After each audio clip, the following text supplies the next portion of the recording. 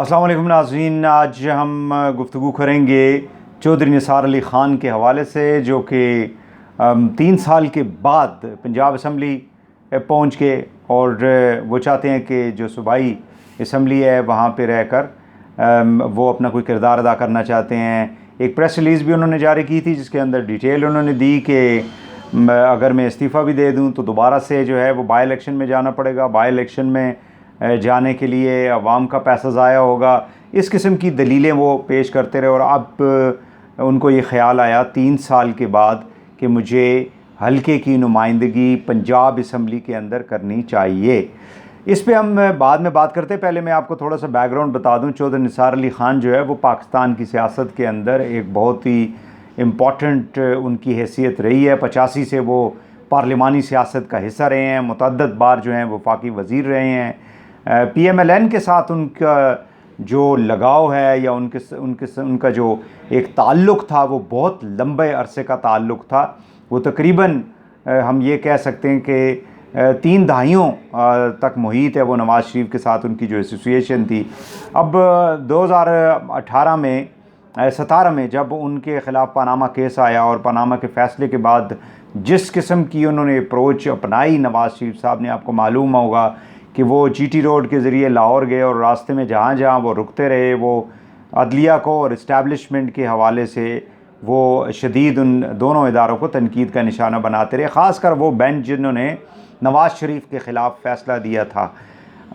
जो निसार अली ख़ान का ये ओपिनियन था कि इदारों ख़ासकर आर्मी के ख़िलाफ़ नवाज़ शरीफ साहब की जो लबो-लहजा है और जो अदालतों के ख़िलाफ़ जो उनका लबो-लहजा है, जजेस के ख़िलाफ़ जो लबो-लहजा है वो दुरुस्त नहीं है। एक तो उनके डिफरेंसेस बज़ाहिर वो ये बता रहे थे, लेकिन लगता ऐसे है कि जो निसार अली ख़ान के अपनी जमात के यानी क़यादत के साथ, ख़ासकर नवाज़ शरीफ साहब के साथ उनके जो डिफरेंसेस थे वो मुशर्रफ के जो मुकदमात थे उससे हमें दिखाई देता है कि नवाज़ शरीफ जो थे वो कोई ज़्यादा खुश नहीं थे चौधरी निसार अली ख़ान से। बिकॉज़ आपको याद होगा कि जब एक दिन वो अदालत में पेश होने के लिए घर से निकले चक शहजाद से, तो वो इस्लामाबाद अदालतों में पहुंचने के बजाय रावलपिंडी जो है वो MH पहुंच गए और वहाँ पे जाके उन्होंने जो है डिक्लेयर कर दिया कि मेरी तो तबीयत ख़राब है। And then he remained there for 2 weeks और 3 वीक्स। उसके बाद हमने देखा कि वो मुल्क से बाहर चले गए। और ये सारा PMLN की जो मुख्तलिफ़ लोग थे उस वक्त और जो क़यादत थी और जो ख़ासकर नवाज़ शरीफ साहब के करीबी लोग थे, जिसमें परवेज़ रशीद साहब थे, जिसमें बाकी जो उनके एडवाइज़र थे, उनके मुताबिक ये सारे का सारा जो बाहर जाना था जनरल मुशर्रफ था का, उसके अंदर जो निसार अली ख़ान का एक बहुत बड़ा किरदार या रोल पाया जाता था। सो ये वो वहाँ से ये मसाइल जो है वो बेसिकली क्रॉप अप हुए, डेवलप हुए। और दूसरे जो एक बुनियादी वजह जो निसार अली ख़ान की थी वो मरियम साहिबा का सियासत के अंदर, पार्टी के अंदर एक्टिव होना था, जिसको शायद वो डाइजेस्ट नहीं कर पा रहे थे। उनका ये ख्याल था कि मैं नवाज़ शरीफ साहब की क़यादत को तो कबूल करता हूँ, मैं शहबाज शरीफ साहब की क़यादत को तो कबूल करता हूँ, लेकिन मरियम साहिबा की जो क़यादत है उस वक्त उनका ये मौक़िफ़ था कि शायद वो उसको कबूल करने के लिए तैयार नहीं है। बट एनी हाउ वो हुकूमत जो है 2018 में ख़त्म हो गई, इलेक्शन हुए। इलेक्शन में वो 4 सीटों से उन्होंने इलेक्शन लड़ा था। 2 कौमी असम्बली की सीटें थी और 2 नेशनल असम्बली की सीटें थी। कौमी असम्बली में NA 59 था, एक जो चक्री वाली सीट थी उनकी अपनी गांव वाली, और दूसरी टेक्सला की NA 63 सीट थी। और इसी तरह सूबाई सीटें जो थी वो PP 12 थी और PP 10 थी। अब इंटरेस्टिंगली दोनों कौमी असम्बली की जो सीटें थी वो ग़ुलाम सरवर ख़ान जो आजकल वज़ीर हैं हवाबाजी के, वो जीत के और ये हार गए। तीसरी PP 12 की सीट भी वो हार गए।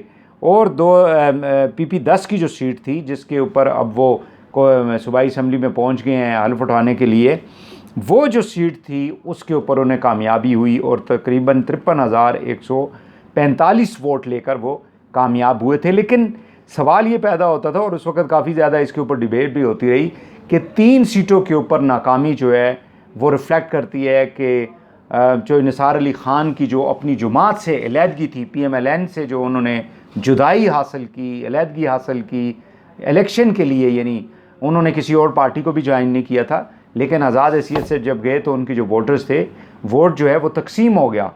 यानी वो वोट जो PMLN को पड़ना था वो फिर PMLN के बाकी कैंडिडेट्स जो उन्होंने खड़े किए उनमें चला गया, और लिहाजा इस नतीजे में जो तीसरी पार्टी थी यानी PTI जो थी उसको कामयाबी एक सीट से मिल गई, 2 सीट कौमी असम्बली की सीटों से मिल गई।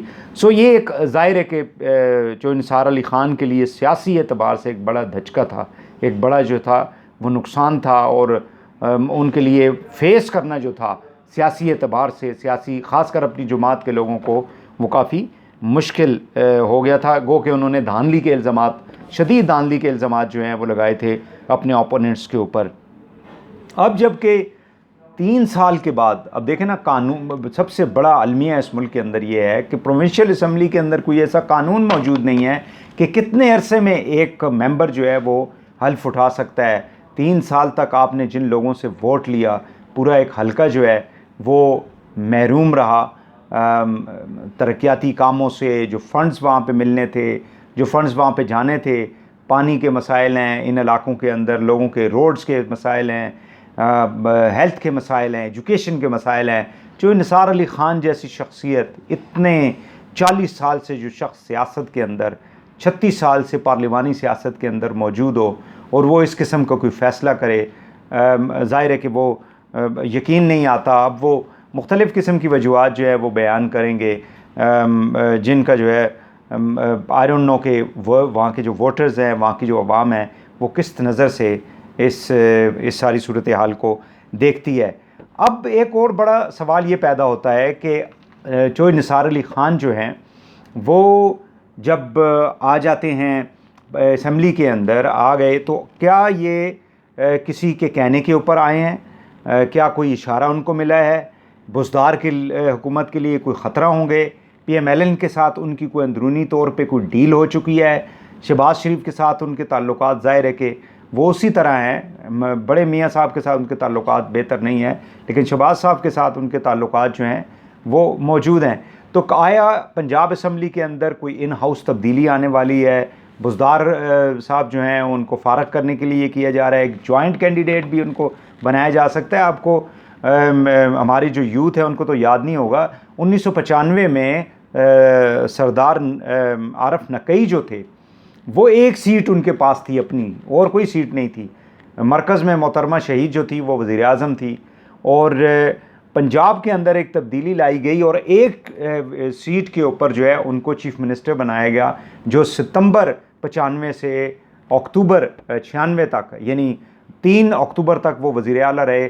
2 दिन के बाद मोहतरमा की भी हुकूमत जो है उसको चलता कर दिया गया था। सो ये बिल्कुल पॉसिबिलिटी है इस मुल्क के अंदर कि एक शख्स जो है वो अकेली अगर उसकी सीट है, और अगर कोई क़ुव्वतें, कोई सियासी क़ुव्वतें, कोई गैर सियासी क़ुव्वतें उसको अगर कोई बहुत बड़ा ओहदा यानी चीफ़ मिनिस्टर का ओहदा, प्राइम मिनिस्टर का ओहदा अगर देना चाहती है या उसको तैयार करती है, तो ऐसी कोई इसमें कोई यानी अजूबा बात नहीं होगी कि वो वज़ीर आला नहीं बन सकते। So there is a possibility. अब देखना ये है कि पंजाब की हद तक जो सियासत है वो इस मुल्क की वो आगे चल के क्या होती है। ख़ासकर ये जो जहांगीर तरीन का ग्रुप है, ये भी एक जो है ना थ्रेट है बुज़दार के लिए, इमरान ख़ान साहब के लिए, और आगे चल के इस तरीन ग्रुप को भी जो है वो किस हवाले से इस्तेमाल किया जाता है। और इमरान ख़ान तो बिल्कुल क्लियर कहते हैं, बार बार ये कहते हैं कि मुझे कोई भी ब्लैकमेल करेगा मैं असम्बली को तोड़ दूँगा।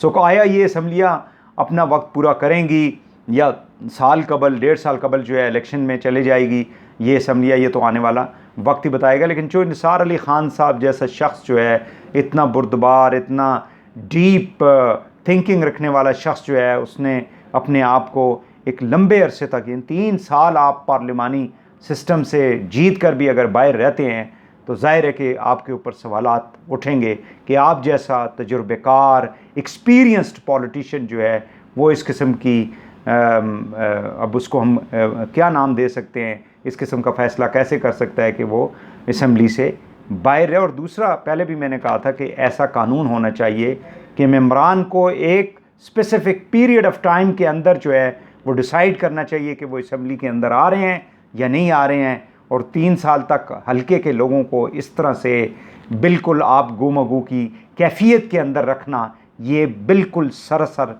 ज़्यादती है। इससे ज़्यादा कुछ नहीं कहा जा सकता। आज के लिए इतना ही। आप ज़रूर मेरे यूट्यूब चैनल को सब्सक्राइब करें।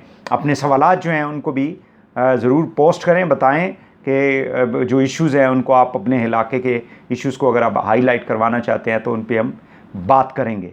आज के लिए इतना ही, इजाज़त दीजिए। अल्लाह हाफ़िज़।